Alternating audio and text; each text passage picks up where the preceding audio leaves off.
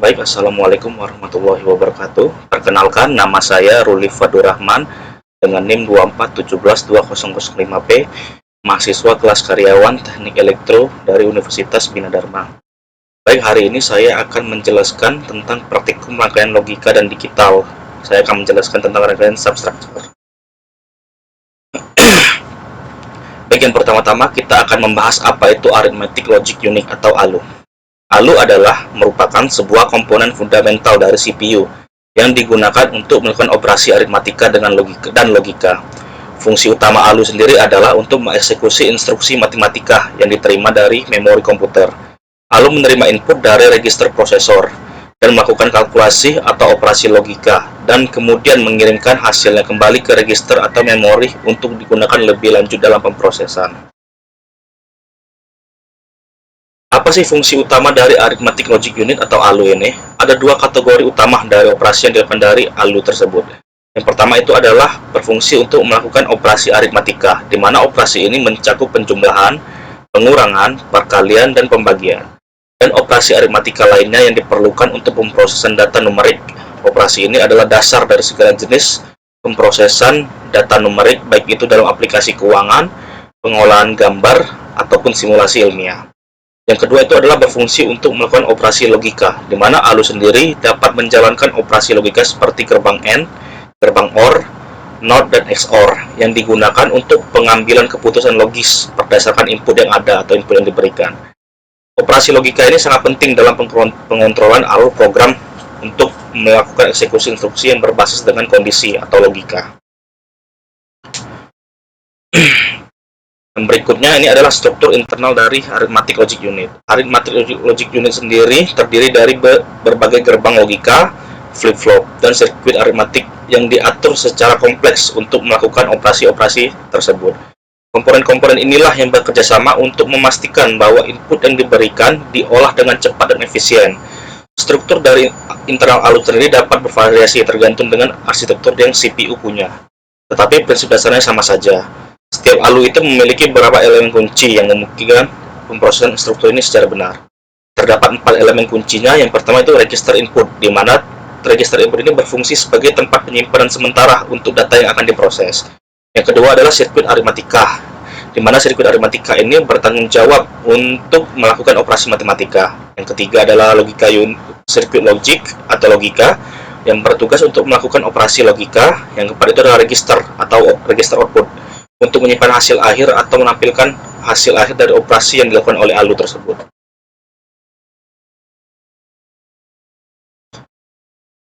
Baik, untuk berikutnya itu cara kerja ALU sendiri dalam melakukan pemrosesan data itu.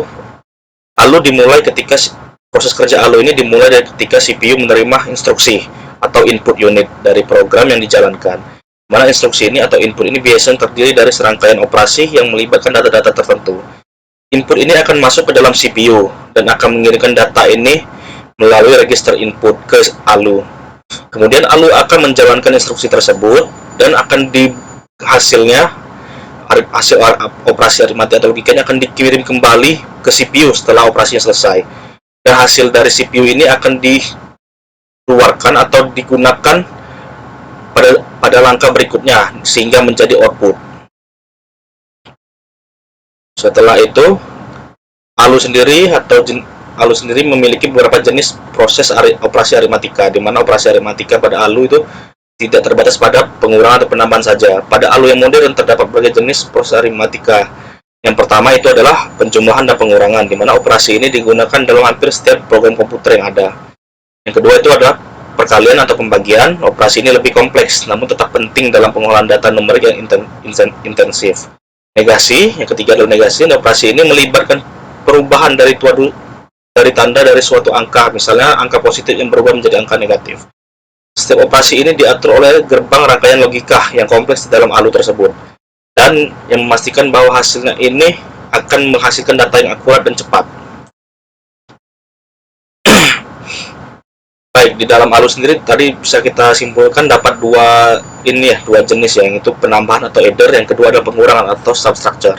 Di mana hari ini saya akan membahas tentang pengoperasian aritmatika pengurangan atau substructure. Di mana substructure sendiri atau pengurangan itu adalah rangkaian elektronika digital yang dipakai untuk melakukan operasi pengurangan dari dua buah bilangan biner. Proses pengurangan ini menggunakan prinsip dasar yang sama dengan proses rangkaian operasi aritmatika adder atau penambahan atau penjumlahan biner. Sama seperti rangkaian penjumlahan, pada rangkaian pengurangan biner juga dapat dibagi menjadi dua, yaitu half substructure dan full substructure. Rangkaian half substructure merupakan dasar untuk menyusun atau membuat rangkaian full substructure nantinya. Baik, ini adalah rangkaian half substructure, di mana rangkaian pengurangan setengah atau half substructure ini merupakan operasi pengurangan dasar dari dua bilangan biner.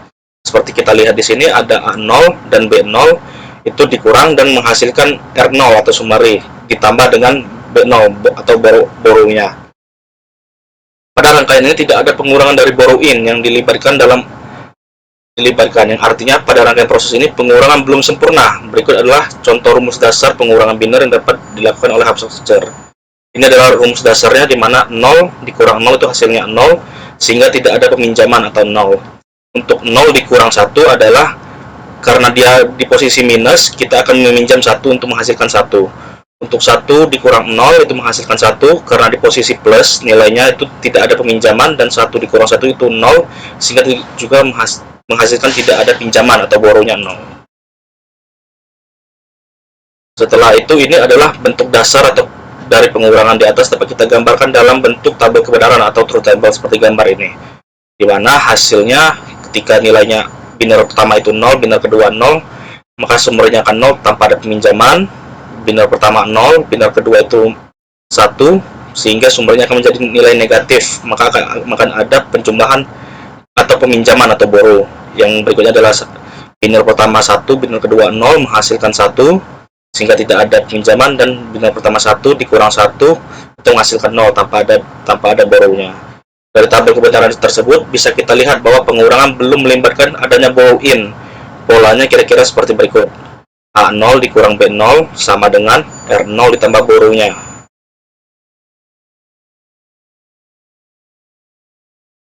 Nah, dari rangkaian tersebut bisa kita simpulkan atau dapat persamaan untuk menghasilkan ini ya, tabel persamaan dari half substructure seperti ini teman-teman, dimana dari R0 itu adalah nilai dari A0 dikali B0 ditambah A0 dikali B0 yang menghasilkan A ditambah B0. Dan untuk kondisi B out-nya sendiri atau borrow-nya itu menggunakan rumus A0 dikali B0 teman-teman. Ini adalah simbol dari half substructure yang ada input dua biner pertama dan biner kedua. Dari outputnya adalah hasil summary atau borrow-nya, yang kedua adalah borrow-nya. Dan ini adalah rangkaian half substructure yang dimana kita menggunakan dua biner atau input A0 dan B0. Kita menggunakan gerbang NOT, dan di sini ada gerbang XOR untuk menghasilkan dari summary-nya atau R0-nya, dan kita menggunakan gerbang N untuk menghasilkan borrow-nya. Dari rangkaian tersebut didapatkan tabel kebenarannya adalah berikut ini teman-teman. Nanti akan kita lakukan pembuktian dengan menggunakan simulasi Proteus teman-teman. Setelah itu kita masuk ke rangkaian full substructure, di mana full substructure adalah rangkaian yang digunakan untuk pengurangan bilangan biner yang lebih dari 1 bit. Sehingga rangkaian ini terdiri dari 3 terminal input A, B, dan carry in, dan 2 terminal output difference dan borrow. Rangkaian full substructure sendiri dibentuk dari buah rangkaian dari half substructure yang digabungkan. Sebuah full substructure mengurangkan dua bilangan yang telah dikonversikan menjadi bilangan-bilangan biner. Masing-masing bit pada posisi yang sama saling dikurangkan. Full substructure menggunakan 2 bit input dan nilai borrow out dari pengurangan bit sebelumnya. Output dari full substructure adalah hasil pengurangan atau remain dari bit atau peminjamnya atau borrow out-nya. Ini adalah tabel kebenarannya dari rangkaian full substructure, di mana inputnya adalah 2 buah biner dan ditambah satu biner borrow in. Berikut adalah tabel kebenarannya. Jika setiap elemen yang dihubungkan salah satu menjadi benar, maka pernyataannya adalah percobaan rangkaian full substructure ini menunjukkan pernyataan yang benar. Begitu teman-teman. Ini adalah rangkaian full substructure yang akan kita buat nanti di simulasi Proteus. Di sini kita menggunakan 2 buah half substructure yang digabungkan dan menghasilkan 1 buah input borrow. Di sini seperti yang kita lihat, kita menggunakan 2 buah 2 buah gerbang NOT dan 2 buah gerbang AND, sehingga akan menghasilkan gerbang OR nantinya. Baik, untuk kesimpulan sendiri, ALU adalah sebuah komponen fundamental dari CPU yang digunakan untuk melakukan operasi aritmatika dan logika. Yang kedua, fungsi ALU itu adalah mengeksekusi instruksi matematika yang diterima dari memori komputer. Yang ketiga, rangkaian substruktur itu adalah rangkaian elektronika digital yang dipakai untuk melakukan operasi pengurangan dari 2 buah bilangan biner. Half substructure sendiri adalah implementasi dari operasi pengurangan dasar 2 buah bilangan biner, dan full substructure sendiri adalah rangkaian yang digunakan untuk pengurangan bilangan-bilangan biner yang lebih dari 1 bit. Baik teman-teman, itu saja untuk materinya. Akan kita coba masuk ke ini ya, percobaannya. Di sini saya sudah membuat simulasi menggunakan Proteus, di mana di atas ini adalah rangkaian hub substructure. Kita menggunakan satu buah gerbang XOR, satu buah gerbang AND, dan satu buah gerbang NOT. Di mana untuk inputnya sendiri kita menggunakan 2 buah biner ya, yang itu input A dan input B, di mana ini adalah summary-nya dan ini adalah borrow-nya. Seperti yang teman-teman bisa lihat dari tabel kebenaran di sini, di mana jika kita memasukkan input A0, B0, maka outputnya akan 0 di summary dan borrow-nya akan 0. Baik, kita akan coba jalankan dulu simulasinya. Ini sudah kita mulai jalankan simulasinya teman-teman. Ini adalah tabel half-nya, di mana jika A0, bit A0, bit B0, maka hasil R-nya, summary-nya akan 0 dan borrow-nya akan 0. Baik, kita akan masukkan ke yang kedua ya, di mana jika inputnya dari A0, kita akan coba masukkan input dari B itu menjadi 1, maka hasilnya harus summary-nya 1 dengan borrow out 1. Dan kita coba masukkan ya teman-teman. Ini kita coba masukkan 1, maka hasil summary-nya 1 dan borrow out-nya 1. Kenapa borrow out-nya timbul? Karena ini adalah bilangan negatif, sehingga kita akan meminjam dari nilai dari borrow out. Setelah itu kita akan masuk ke percobaan yang ketiga, yaitu input dari A-nya 1, input B-nya 0, sehingga hasil summary-nya 1 dan tanpa ada borrow atau peminjaman. Kita akan coba A-nya 1, B-nya 0, maka summary-nya akan menjadi 1 teman-teman, dan borrow-nya akan 0. Baik, kita akan ke percobaan berikutnya, di mana input binernya 1, A-nya 1, input B-nya 1, sehingga harusnya 1 dikurang 1 itu adalah hasilnya 0 tanpa ada peminjaman, sehingga borrow-nya harusnya 0 teman-teman. Baik, kita masukkan B-nya 1, A-nya 1, B-nya 1, sehingga hasilnya adalah 0 dan borrow-nya adalah 0 teman-teman. Setelah itu kita anggap pengujian dari simulasi dari hub substructure ini berhasil. Baik, kita akan melanjutkan dengan pengujian menggunakan full substructure ya teman-teman. Dimana saya sudah membuat diagramnya juga. Kita di sini menggunakan 2 gerbang NOT, 2 gerbang AND, 2 gerbang OR, XOR, dan 1 buah gerbang OR.